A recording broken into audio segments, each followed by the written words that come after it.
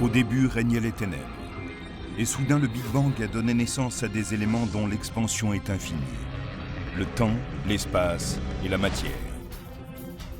Aujourd'hui, ils se sont développés plus que l'on ne peut l'imaginer, au-delà des limites de la planète où nous vivons, pour créer ce qu'on appelle l'univers. Dans l'univers du film Star Wars, l'étoile de la mort est l'arme de destruction de masse la plus puissante qui soit. Elle est capable d'anéantir des planètes entières. Dans l'univers réel, le ciel est peuplé de véritables étoiles de la mort. Elles sont comme des bombes à retardement. Et certaines sont dangereusement proches de notre planète. La Terre pourrait prendre un mauvais coup si cette radiation nous atteignait. Et l'une de ces étoiles a la Terre dans sa ligne de mire. Ça a été un choc. Je n'y ai pas cru quand je l'ai vue pour la première fois. Ces étoiles de la mort font de l'univers un endroit très dangereux.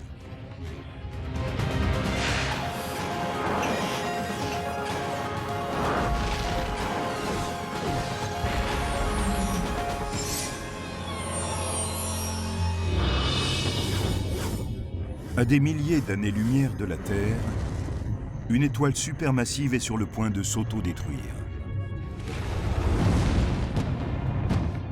Chaque jour, des étoiles explosent dans l'univers, mais celle-ci est différente. Elle est tapie dans la constellation du Sagittaire, le centaure mythologique du zodiaque.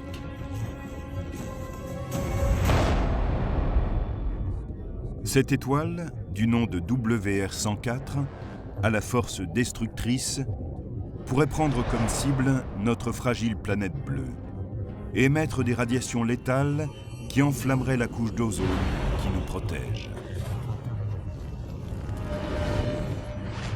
Cela provoquerait de véritables bouleversements climatiques, l'extinction de nombreuses espèces végétales et animales, et peut-être même la fin de l'humanité. WR104 n'est qu'une des millions d'étoiles de la mort massive de l'univers. Ces terribles corps célestes sont des géants très âgés, tout près de se faire eux-mêmes exploser vers un au-delà stellaire. À ce moment-là, il ne reste plus rien pour soutenir les couches extérieures de l'étoile contre la gravité. Donc elle s'effondre d'un seul coup vers l'intérieur. Leur dernier souffle peut marquer le coup d'envoi de la plus grande explosion de l'univers connu. Une explosion de rayons gamma ou sursaut gamma. Cette déflagration produit plus d'énergie que le Soleil au cours des 10 milliards d'années de sa vie. Si l'une de ces explosions se dirigeait vers la Terre, la vie telle que nous la connaissons pourrait cesser d'exister.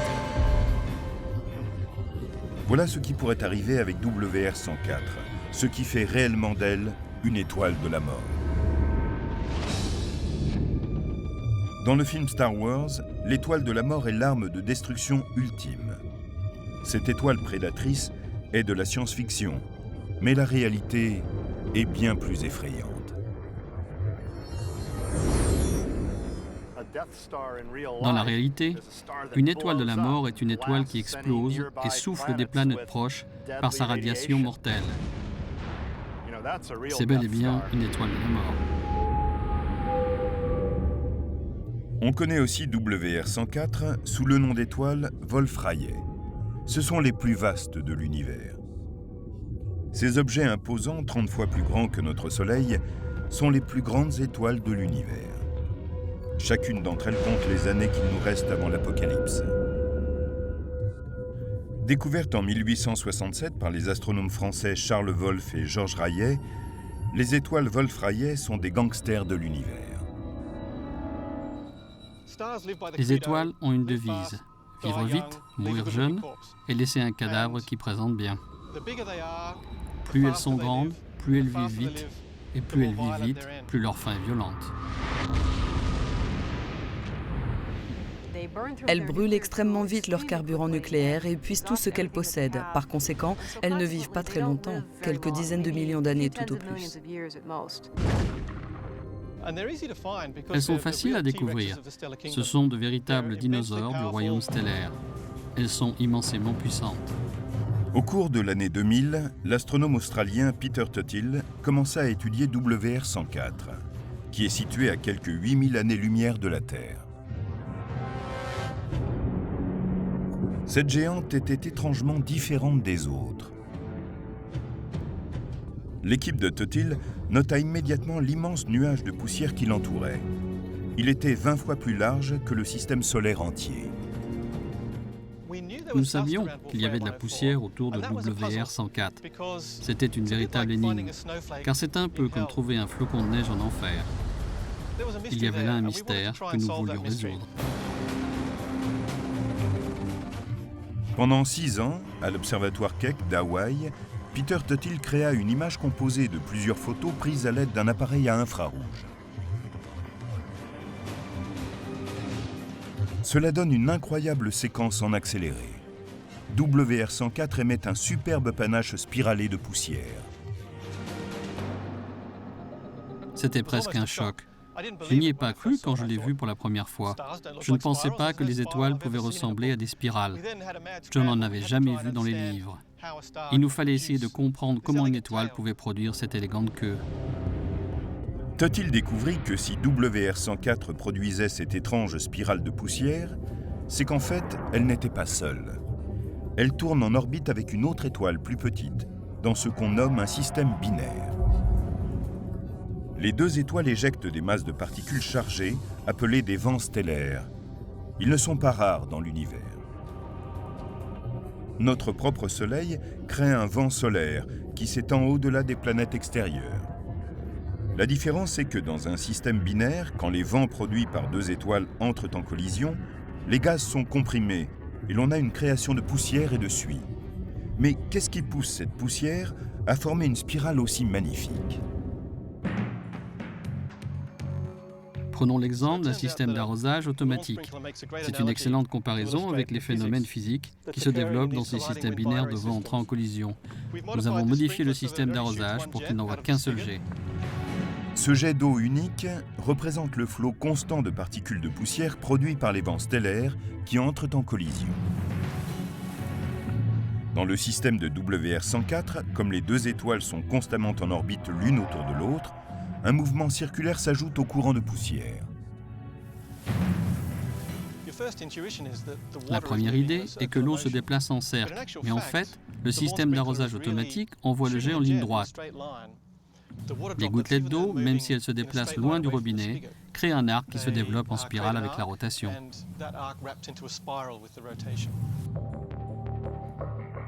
Cette spirale posait encore plus de questions, parmi lesquelles la plus troublante. Quel type d'étoile de la mort avait pu devenir WR104 ? Les étoiles Wolf-Rayet peuvent être considérées comme des bombes à retardement, car elles sont tellement massives qu'elles ne peuvent vivre très longtemps. Une fois qu'elles ont brûlé tout leur carburant nucléaire, il ne leur reste rien pour lutter contre la pression permanente de la gravité. À ce moment-là, le cœur de l'étoile s'effondre et les couches extérieures tombent vers l'intérieur, puis rejaillissent vers l'extérieur en une immense explosion. Cette explosion est une supernova, une immense déflagration qui illumine un bref instant toute la galaxie.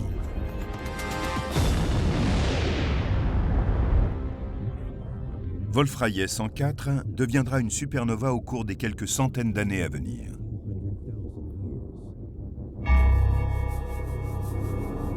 À 8000 années-lumière d'ici, l'explosion même ne présente aucun risque pour la Terre. Mais il y a une chance que la supernova déclenche l'événement le plus violent de l'univers. Une explosion de rayons gamma ou sursaut gamma.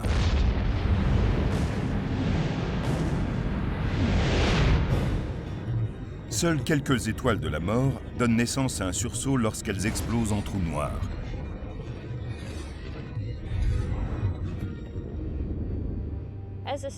Quand l'étoile s'effondre, elle produit un immense champ électromagnétique.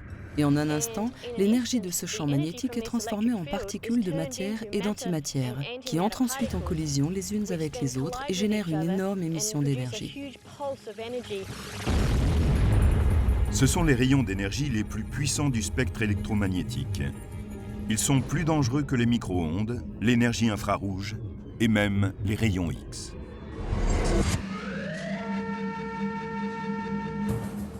Nous avons appris à exploiter ces rayons gamma à des fins utiles, pour irradier certains produits alimentaires par exemple.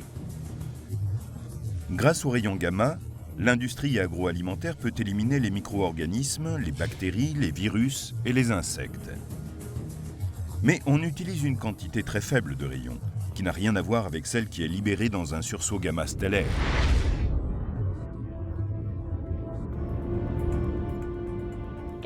Les explosions de rayons gamma produisent tellement de radiation que si nous devions produire l'équivalent sur Terre, ce serait comme faire exploser une énorme quantité de bombes nucléaires. Ce serait dévastateur pour la vie sur la planète.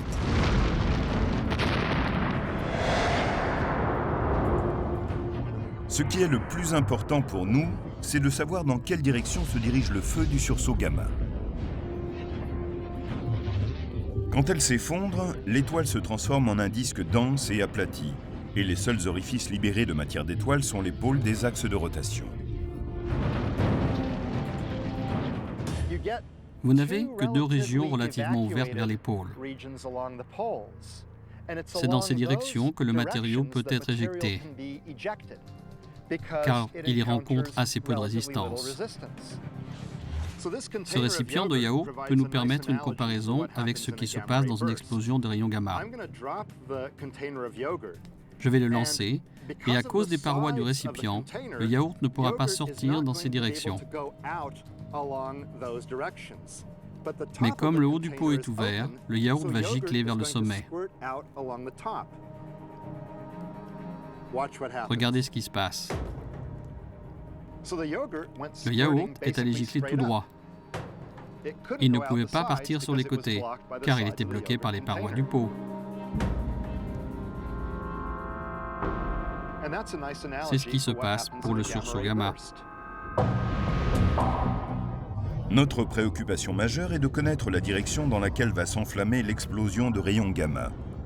Si l'axe de l'étoile en train de s'effondrer est pointé dans notre direction, nous risquons d'avoir de sérieux problèmes. Quand l'équipe de Peter Tuthill a étudié l'orbite du panache de poussière de WR104, elle a fait une stupéfiante découverte. Cette spirale était la clé qui ouvrait de nombreux secrets. C'est là que cela commence à devenir un peu effrayant. Ce système, au premier abord, semble être quasiment face à nous. Nous regardons droit dans l'axe, vers le cœur. C'est comme regarder une assiette. Si vous prenez ce plan et que vous l'inclinez jusqu'au champ de vision, il semble incliné. Vous ne voyez plus une assiette circulaire. Après observation approfondie, il semble que l'axe de rotation du panache de poussière corresponde à l'axe de l'étoile Wolf-Rayet. En résumé, la Terre regarde directement dans le canon du fusil. Autrement dit, si cette étoile en explosant donne naissance à un sursaut gamma, l'un des deux jets sera pointé vers nous.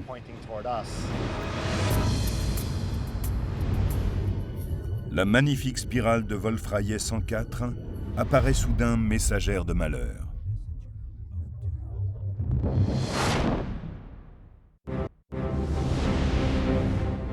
À quelques 8000 années-lumière de la Terre, deux étoiles sont liées en une danse gravitationnelle. Leur vent stellaire éjecte un immense nuage de poussière qui se déroule en une gracieuse spirale. Mais leur activité ne se limite pas à la création de ce magnifique panache.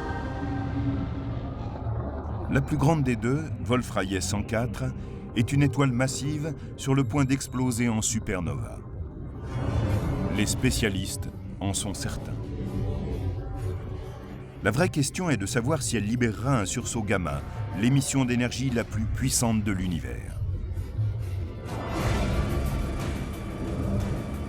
La question est cruciale pour les habitants de la Terre, quand on sait que l'axe de l'étoile est peut-être dirigé en plein sur nous. Cela signifie que lorsqu'elle explosera, si elle donne naissance à un sursaut gamma, le jet pourra être pointé droit vers nous.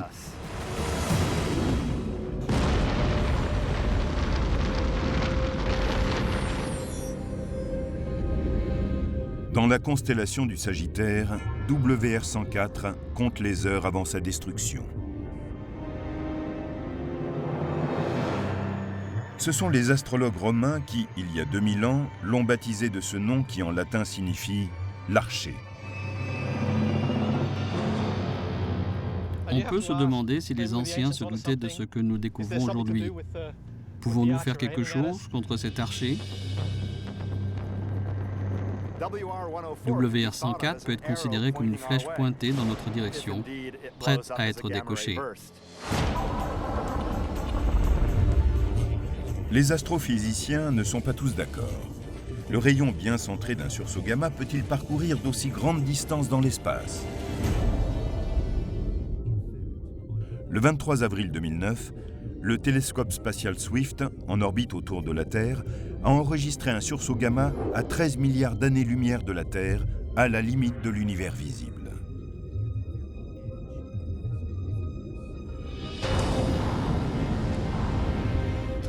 Cette explosion s'est produite 630 millions d'années seulement après le Big Bang. Cela veut donc dire que les rayons gamma d'une étoile en train d'exploser ont voyagé pendant 13 milliards d'années, à la vitesse de la lumière, avant que nous puissions les voir. Ceci en fait le plus vieil objet stellaire de l'univers connu. Nous ne connaissons aucune étoile ou galaxie plus éloignée que ce sursaut gamma. C'est l'objet isolé le plus lointain et le plus discret que nous ayons jamais vu. À 8000 années-lumière seulement, un sursaut gamma de Wolf-Rayet 104 pourrait générer une catastrophe. Si Wolf-Rayet 104 explosait, l'éclair que nous apercevrions serait beaucoup plus éclatant que la lumière du Soleil, en particulier en raison de l'énergie des rayons gamma. Un seul sursaut gamma peut facilement surpasser en intensité la lumière de millions de galaxies. Et chaque galaxie contient une centaine de milliards d'étoiles. Cette étoile de la mort est une bombe à retardement dont le mécanisme est déjà en marche. Les spécialistes sont certains qu'elle se transformera en supernova. Mais des questions demeurent sur la possibilité qu'elle libère des rayons gamma vers la Terre. C'est le premier point que nous devons établir. S'il y a une explosion de rayons gamma, sera-t-elle dirigée vers nous? L'axe en spirale de l'étoile semble être pointé vers la Terre. Mais le rayon du sursaut gamma pourrait-il atteindre sa cible s'il doit voyager durant des milliers d'années-lumière? Et sommes-nous bien la cible de cet archer? Nous pensons que cet axe est pointé droit sur nous, mais il n'est pas impossible qu'il y ait un léger écart suffisant pour que le rayon du sursaut gamma passe à côté de nous.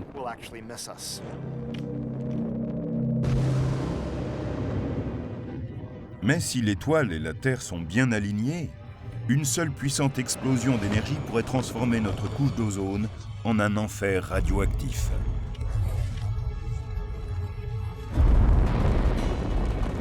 Même un sursaut gamma, qui a parcouru des milliers d'années-lumière, peut réduire au moins de moitié notre couche d'ozone.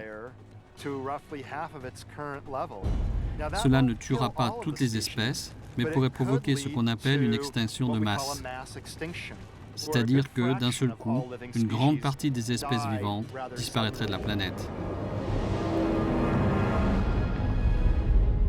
La question cruciale est donc, la fin de WR-104 provoquera-t-elle vraiment un sursaut gamma? Les spécialistes n'en savent rien. Pour qu'une étoile émette un sursaut gamma mortel, il est indispensable que sa rotation soit très rapide.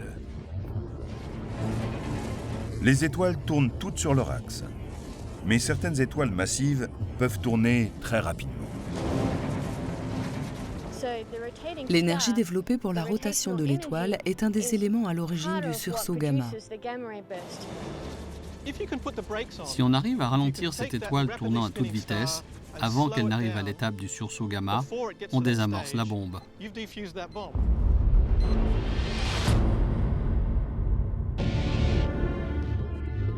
Des preuves scientifiques ont fait apparaître que l'univers mettait lui-même une sorte de frein à ces étoiles. C'est ce qu'on appelle la métallicité. Les étoiles sont composées essentiellement d'hydrogène et d'hélium. Mais des éléments plus complexes et plus lourds naissent à chaque fois qu'une étoile explose. Du carbone, de l'azote et de l'oxygène, qui deviennent ensuite le matériau de base pour la génération suivante d'étoiles. C'est ainsi qu'une étoile née aujourd'hui comprend plus d'éléments lourds, autrement dit à une métallicité plus élevée, qu'une étoile née antérieurement. Quand une étoile massive contient beaucoup d'éléments lourds, elle a tendance à perdre beaucoup de sa masse à cause des vents stellaires. Et en perdant de sa masse, sa rotation décélère en même temps, si bien qu'elle finit par tourner trop lentement pour qu'on ait une explosion de rayons gamma.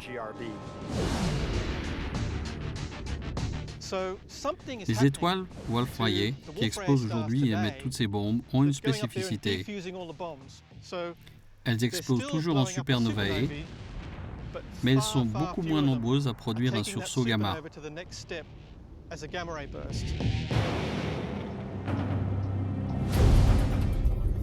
Ces freins pourraient-ils ralentir suffisamment WR-104 pour qu'elle ne soit plus un danger pour la Terre? Beaucoup d'astronomes le pensent. Mais s'ils avaient tort, malgré la distance de 8000 années-lumière de là, la Terre est-elle dans la zone dangereuse? Quand une étoile de la mort comme WR-104 finit par exploser, elle a la puissance nécessaire pour libérer un sursaut gamma fatal vers la Terre.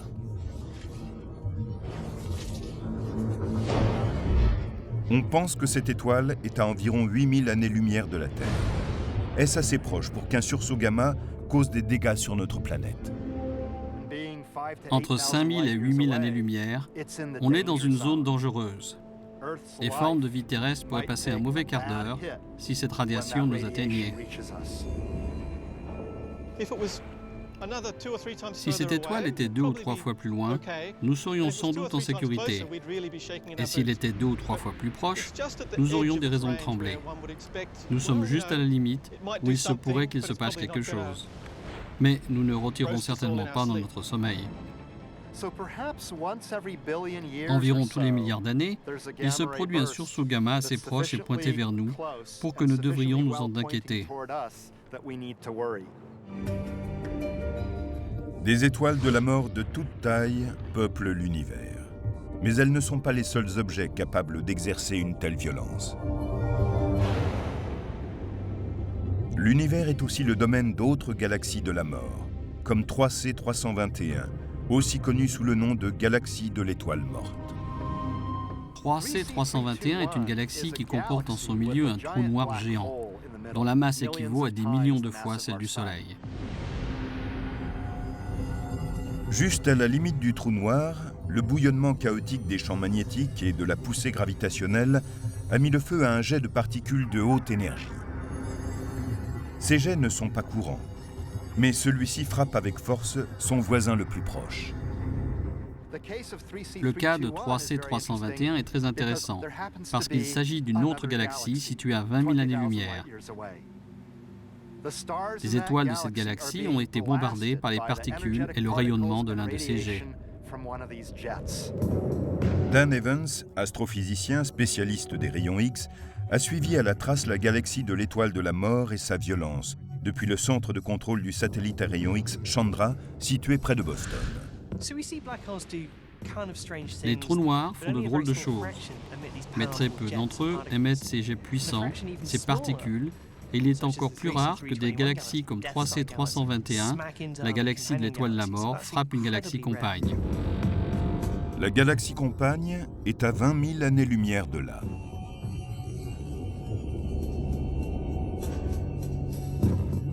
Son rayon d'énergie, qui est encore plus puissant que celui du sursaut gamma d'une étoile en train de mourir, brûle sans relâche sa réserve de carburant, qui semble sans limite.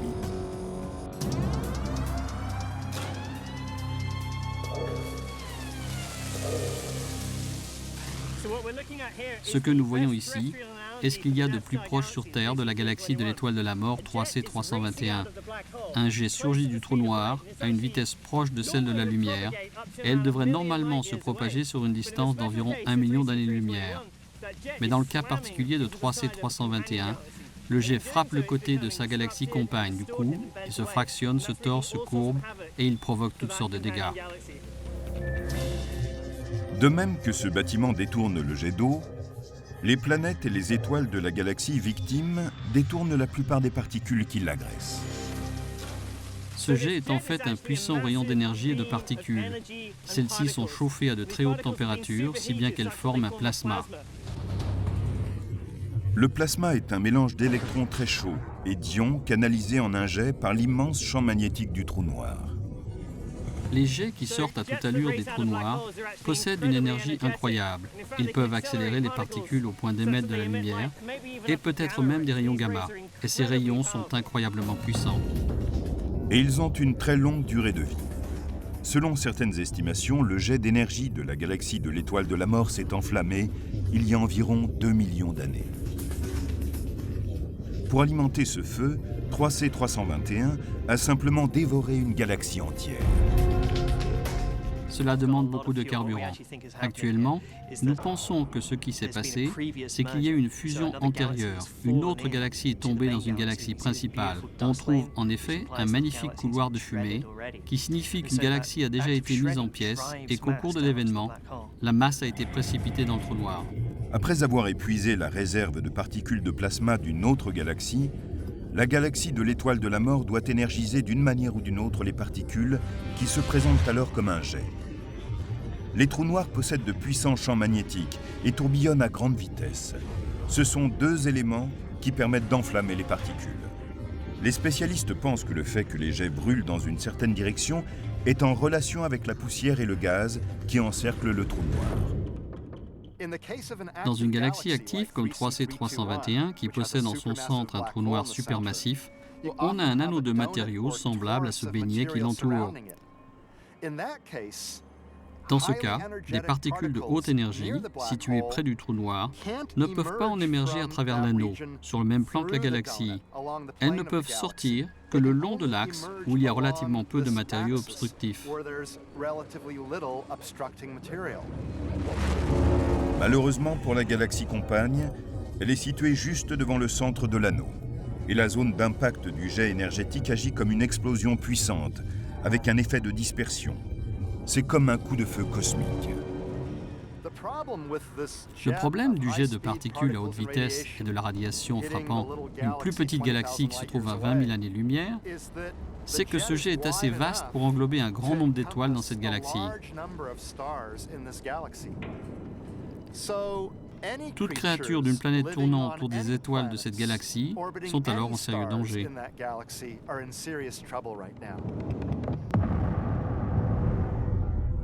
Et si c'était notre propre Voie lactée qui était conduite à l'explosion par la galaxie de l'étoile de la mort? Si la Terre était sur la route du jet, l'effet sur sa couche d'ozone serait catastrophique. Les rayons gamma du jet de 3C321 convertissent le gaz d'azote en oxyde azoté et ceux-ci agissent comme catalyseurs pour détruire l'ozone. En l'espace de quelques semaines ou de quelques mois, d'une année au plus, la couche d'ozone serait complètement détruite. Les conséquences seraient désastreuses. Mais comme pour beaucoup de phénomènes de l'univers, on retrouve aussi le même paradoxe. De la mort naît la vie. En effet, 3C321 ne détruit pas seulement, elle crée. Ce qui me plaît le plus chez 3C321, c'est qu'elle démontre clairement que les trous noirs ne se contentent pas de tout engloutir dans l'univers. Le jet qui en sort attaque le côté de la galaxie compagne. Bien sûr, c'est une force destructrice. Mais en fin de compte, les nuages de gaz comprimés au cours de cette action peuvent former des étoiles. Ces étoiles forment des planètes, et ces planètes voient naître des formes de vie. Ce magnifique cycle de naissance, de destruction et de renaissance est consubstantiel à l'univers et aux trous noirs. Dans l'avenir, notre Voie lactée pourrait fusionner d'elle-même avec la galaxie d'Andromède, toute proche, et créer une nouvelle galaxie de l'étoile morte. Ce serait un événement violent qui signerait certainement la fin de la Terre. Mais il semble qu'il ne pourrait se produire que dans plusieurs milliards d'années.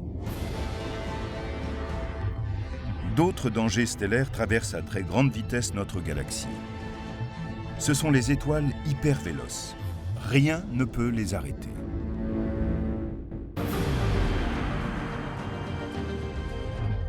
À nos yeux, les étoiles se prélassent dans un ciel où règne une paix parfaite. Mais quand on y regarde de plus près, on y remarque des étoiles de la mort, prêtes à s'éteindre.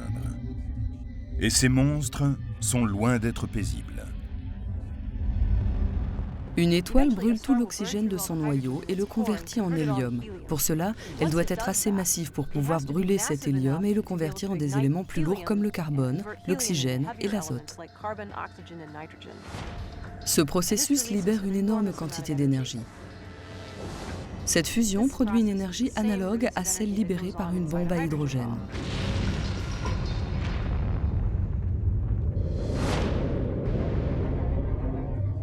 Bien qu'elles soient incroyablement violentes, la plupart de ces étoiles finiront un jour de brûler et deviendront des corps célestes appelés les naines blanches. Elles seront alors de petites boules d'électrons et de noyaux qui ne retrouveront jamais leur éclat.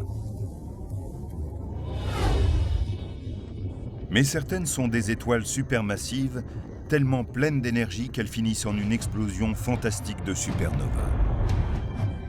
Parfois même, elles produisent la plus forte de toutes les déflagrations, un sursaut gamma. Mais pour quelques-unes de ces étoiles de la mort massive, la fin est un nouveau commencement. Quelle est donc la seconde vie d'une de ces étoiles? Quand une étoile massive explose en supernova, son cœur s'effondre parfois pour former un trou noir. Mais plus fréquemment, quand le cœur n'est pas assez massif pour créer un trou noir, il forme quelque chose de presque aussi étrange, une étoile à neutrons, un petit corps incroyablement dense. Une étoile à neutrons comprend une énorme quantité de matériaux comprimés en un tout petit espace. On peut par exemple avoir la masse du Soleil pressée dans un espace de seulement quelques dizaines de kilomètres de large. La gravité est tellement forte que les protons et les électrons des atomes de l'étoile sont pressés ensemble pour former des neutrons. Et une étoile à neutrons peut rester stable pendant des milliards d'années. En elles-mêmes, les étoiles à neutrons ne constituent aucun danger pour leurs voisins célestes, à moins qu'elles trouvent un partenaire. Ces étoiles peuvent aussi suivre un autre scénario avant de mourir. Il y a parfois comme un pacte de suicide entre deux étoiles à neutrons. Lorsque deux étoiles à neutrons tournent ensemble, elles nouent une relation intime, finalement vouée à l'échec. Sur des millions d'années, leur orbite se rétrécit avant qu'elles se rencontrent pour finir dans un éclair lumineux. Elles peuvent alors provoquer une violente explosion et trouver une seconde vie.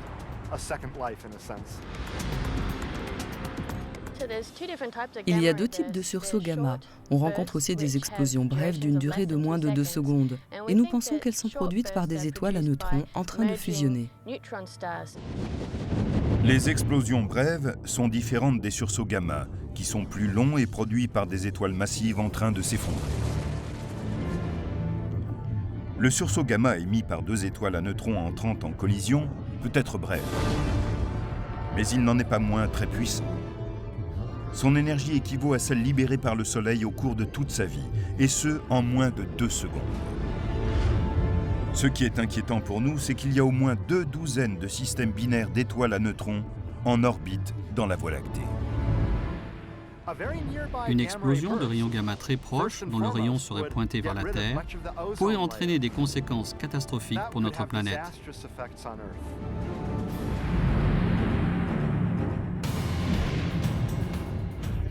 Selon certaines estimations, il se produit une fusion d'étoiles à neutrons tous les 100 millions d'années, à l'intérieur d'une zone distante de 3000 années-lumière du Soleil. C'est à peu près la même fréquence que celle des extinctions de masse enregistrées dans les fossiles terrestres. Est-ce une coïncidence ou faut-il s'inquiéter de cette dernière danse stellaire dont les rayons gamma pourraient souffler notre couche d'ozone et abîmer la planète?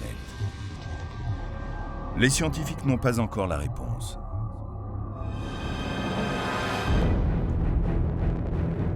La probabilité est sans doute analogue à celle qui verrait foncer vers la Terre une étoile emballée. Il y a peu de chance, mais ce serait terrible à observer.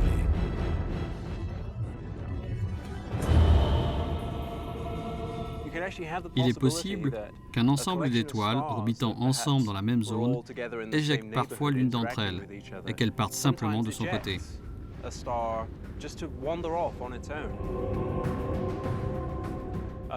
Pour autant que nous le sachions, aucune de ces étoiles vagabondes ne se dirige vers nous. Mais si c'était le cas, cela pourrait être assez intéressant. Selon certains scénarios, on pourrait voir l'orbite de la Terre autour du Soleil interrompue par l'attraction gravitationnelle d'une étoile vagabonde. Une éventualité dramatique serait qu'une de ces étoiles vagabondes pousse complètement la Terre en dehors du système solaire. Nous serions alors déplacés hors de portée de notre source d'énergie, le Soleil. Personne ne sait réellement ce qui se passerait. Cela dépendrait de l'angle d'approche, de la masse de l'étoile et d'autres facteurs. Les étoiles vagabondes peuvent se déplacer à plus de 100 km par seconde. C'est certes rapide, mais pas assez pour échapper à l'attraction gravitationnelle de la Voie lactée. Pourtant, certaines pourraient se libérer et filer comme des flèches dans l'univers. C'est ce qu'on appelle les étoiles hypervéloces. Les étoiles hypervéloces sont des étoiles normales, comme le Soleil, si ce n'est qu'elles quittent la galaxie à une vitesse de plus de 1,6 million de km/h, ce qui est plus rapide que la vitesse de libération de la Voie lactée. Ce besoin d'accélération commence dans un système binaire d'étoiles lorsqu'elles sont trop proches du bord d'un trou noir. Tout comme le module de commande d'Apollo 13 abandonné a connu une accélération en manœuvrant près de l'orbite de la Lune. Les étoiles hypervéloces, en échappant au trou noir, se soustraient à l'attraction gravitationnelle de leur galaxie, rompent le lien avec leurs partenaires du système binaire et foncent à travers le cosmos. L'étoile la plus proche du trou noir est prise dans une orbite très serrée et perd ainsi cette énergie. Et l'autre étoile, qui gagne cette énergie, est éjectée à une vitesse incroyable.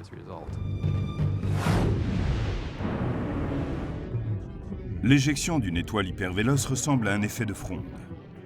À l'instant où l'orbite de l'étoile binaire est rompue, l'étoile est propulsée avec une force inimaginable dans le vide de l'espace.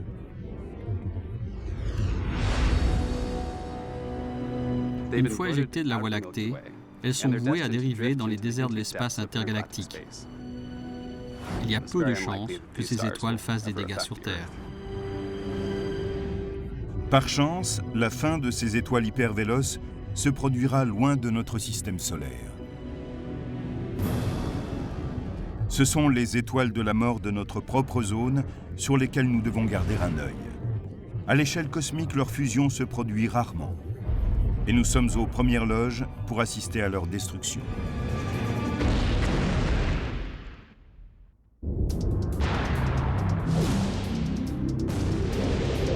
Dans certains coins reculés de l'univers, d'innombrables étoiles sont vouées à une mort certaine, condamnées à une disparition violente et spectaculaire.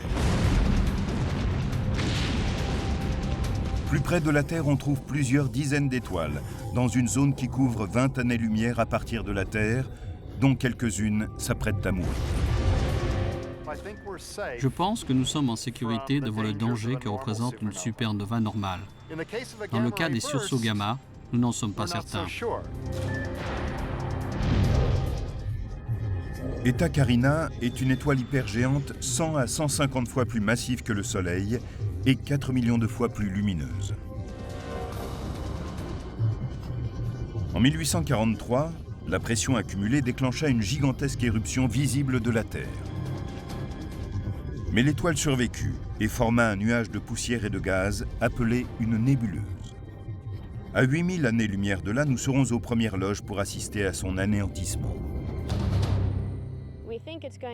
Nous pensons qu'elle va se transformer en un trou noir d'ici 1 million d'années. Et lorsqu'elle s'effondrera, elle possédera assez de matériaux pour produire un puissant sursaut gamma. Contrairement à l'étoile Wolf-Rayet 104, nous ne sommes pas dans la ligne de mire d'Eta Carina. Nous savons que la rotation d'Eta Carina n'est pas dirigée vers la Terre. Par chance pour nous, le rayon gamma ne frappera pas directement la Terre. Quand elle se produira, Son explosion sera la supernova la plus lumineuse qui ait jamais été observée par l'humanité. À moins que le titre revienne à un autre postulant au titre d'étoile de la mort, encore plus proche de la Terre, Bételgeuse. Située à près de 500 années-lumière de notre planète, dans la constellation d'Orion, Bételgeuse brûle à grande vitesse et verra bientôt la fin de son carburant nucléaire. Bételgeuse est une étoile très massive. Elle fait près de 20 fois la masse du Soleil. Elle devrait exploser avant 500 000 ans. On a remarqué que Bételgeuse avait beaucoup changé au cours des dernières décennies. À l'heure actuelle, elle a considérablement rétréci de près de 15%. Qu'est-ce que cela signifie? Personne n'est certain de rien, mais on ne la perd pas de vue. Certains spécialistes pensent que Bételgeuse pourrait libérer un sursaut gamma. Les terriens n'ont pas grand-chose à craindre si cela se produit. Comme pour Eta Carina, l'axe de cette étoile est dirigé vers un point bien éloigné de la Terre. Et de plus, Bételgeuse a peut-être aussi un bouclier anti-souffle intégré. Son explosion sera assez normale. Ce ne sera pas un sursaut gamma, car Bételgeuse possède une épaisse couche d'hydrogène. Et cette enveloppe empêchera probablement l'éjection d'un jet de particules et de radiation. Il y aurait trop de matériaux à traverser. Bételgeuse brillera intensément pendant un bref instant, mais cela sera comparable au dernier moment de notre étoile la plus proche, le Soleil. Des étoiles moyennes comme le Soleil ont des vies longues et heureuses.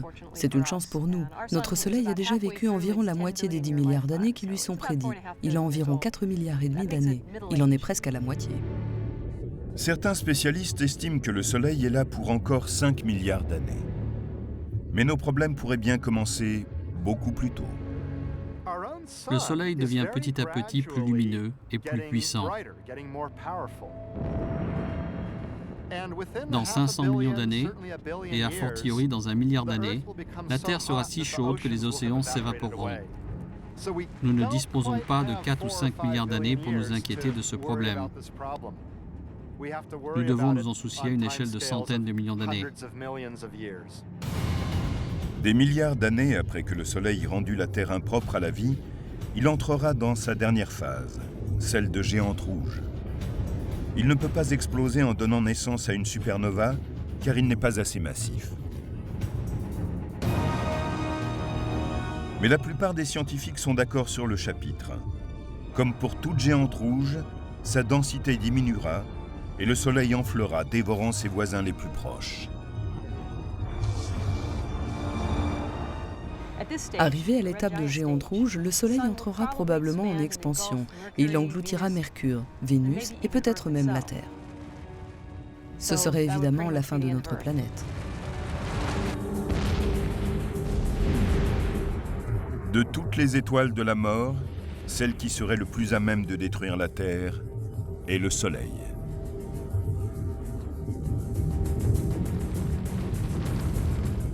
Cela signifierait la mort de notre planète, mais ce n'est qu'un maillon du cycle de la création. Les étoiles de la mort ôtent la vie, mais elles en sont aussi à l'origine. Les éléments lourds que nous avons dans le corps ont été littéralement produits par des générations d'étoiles éjectées dans le cosmos lors d'explosions stellaires. Nous ne serions pas là si certaines étoiles n'explosaient pas violemment à la fin de leur vie. Comme Carl Sagan le disait, nous sommes faits de matière d'étoiles, nous sommes faits de poussière d'étoiles.